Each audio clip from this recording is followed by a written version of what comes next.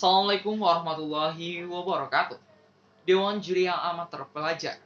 Musik perdebatan kita kali ini mengangkat sebuah tema yang berhubungan dengan seni dan karya seni, di mana musik perdebatan kita kali ini menyatakan bahwasanya Dewan ini menyesalkan karya seni berupa lagu, lukisan, puisi, film, dan lain-lain yang mengagungkan kesedihan dan patah hati.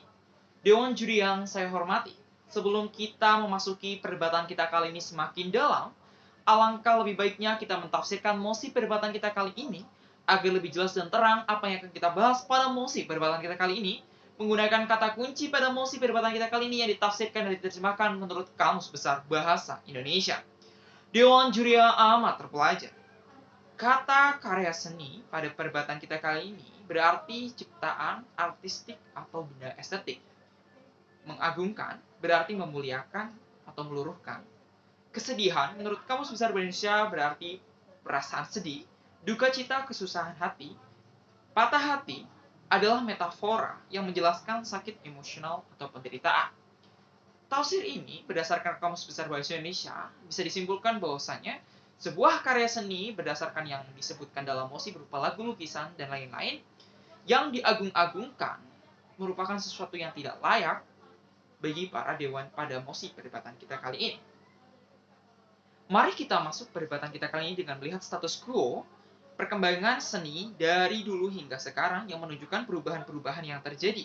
Itu perubahan fungsi karya seni yang merepresentasikan diri menjadi sesuatu media yang dikonsumsi oleh umum yang menjadi sebuah media hiburan baru untuk dinikmati oleh orang lain.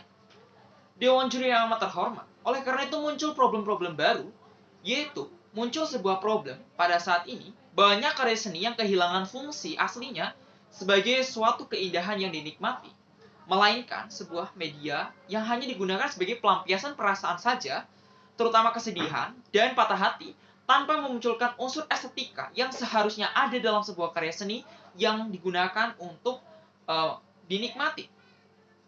Tujuan kami menyampaikan argumen ini adalah untuk menunjukkan kepada panelis semuanya bahwa merefleksikan kesedihan dan patah hati tanpa memunculkan unsur estetika menyebabkan seni bukan lagi sesuatu yang dapat dinikmati dan tidak lagi sebuah karya seni disebut sebagai sebuah seni. Sistematika yang kami ambil adalah kami ingin menyampaikan bahwa karya seni yang merepresentasikan kesedihan dan patah hati yang tidak mengandung unsur keindahan untuk diagung-agungkan tidak layak dicap sebagai sebuah karya seni. Pada perdebatan kita kali ini kita mengangkat dua argumentasi utama dengan alasan serta pertanyaan yang akan kami jawab sebagai sebuah argumentasi pada perdebatan kita kali ini.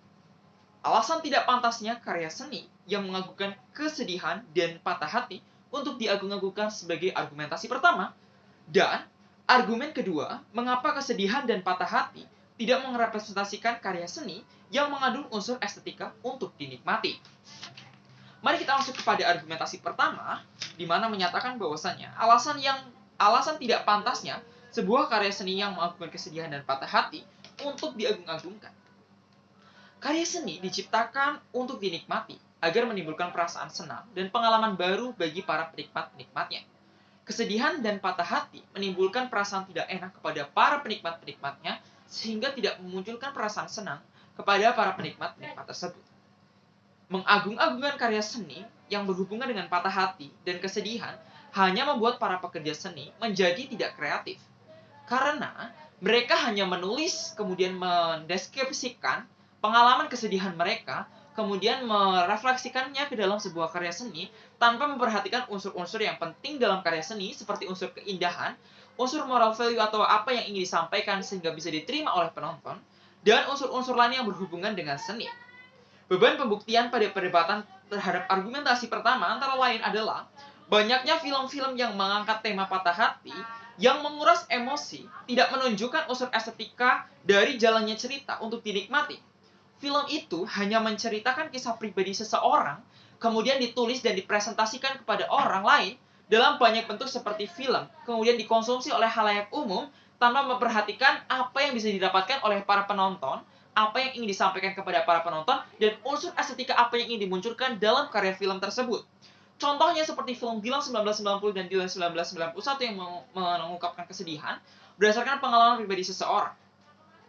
Dewan Juri yang amat terhormat, begitu juga dengan lagu yang pada zaman sekarang banyak lirik-lirik lagu yang tidak mengandung makna yang digunakan dalam musik-musik yang mengandung sebuah unsur karya seni, seperti unsur keindahan, unsur apa yang bisa dinikmati oleh orang lain, dan unsur yang ingin disampaikan kepada orang lain agar orang lain tersebut dapat mendapatkan pelajaran dari apa yang diceritakan atau dinyanyikan. Namun pada unsur-unsur yang mengandung pada hati dan kesedihan, hanya berupa ekspresi seseorang yang kemudian ditulis dan dipresentasikan dalam bentuk seni seperti musik pada konteks ini, yang tidak menunjukkan karya estetik yang mengandung sebuah keindahan oleh para penonton. Masuk ke argumentasi kedua kita, mengapa kesedihan dan patah hati tidak merepresentasikan karya seni yang mengandung unsur estetik? Yang pertama, karena kesedihan dan patah hati hanya dituangkan sebagai ekspresi tanpa memperhatikan unsur-unsur dalam seni itu sendiri. Seperti yang saya katakan sebelumnya, bahwasanya ketika seseorang mengalami kesedihan, kemudian mereka menuliskan kesedihan mereka berdasarkan pengalaman pribadi mereka, kemudian mereka menyanyikan atau membuat film terhadap kesedihan mereka, maka tidak ada unsur estetik, itu hanya menceritakan pengalaman. Itu semacam biografi yang kemudian dituliskan dalam sebuah karya film. Ini tentu saja mencederai adanya karya seni yang seharusnya mengandung unsur keindahan yang bisa dinikmati oleh orang lain. Karena kesedihan dan patah hati kurang bisa dinikmati oleh orang lain. Mengapa? Karena tidak semua orang mengalami pengalaman yang sama terhadap para pencerita-pencerita dari karya film yang mengandung unsur kesedihan tersebut. Tidak semua orang akan merasakan bahwasanya yang diceritakan oleh para penulis atau para musisi tersebut bisa dirasakan oleh orang lain. Karena pengalaman setiap orang tentu saja berbeda. Bahan pembuktiannya adalah, coba bayangkan ketika kita melihat orang lain bersedih dan berduka, kemudian kita mengkonsumsinya sebagai sebuah bahan konsumsi hiburan, di mana mereka sedang bersedih dan kita mengkonsumsinya sebagai sebuah hiburan. Tentu saja ini sangat tidak etis dalam hal seni karena tidak memunculkan sebuah keindahan dalam hal tersebut. Oleh karena itu, saya berkesimpulan bahwasanya mengagungkan karya seni yang berhubungan dengan kesedihan dan patah hati bukanlah sesuatu yang pantas.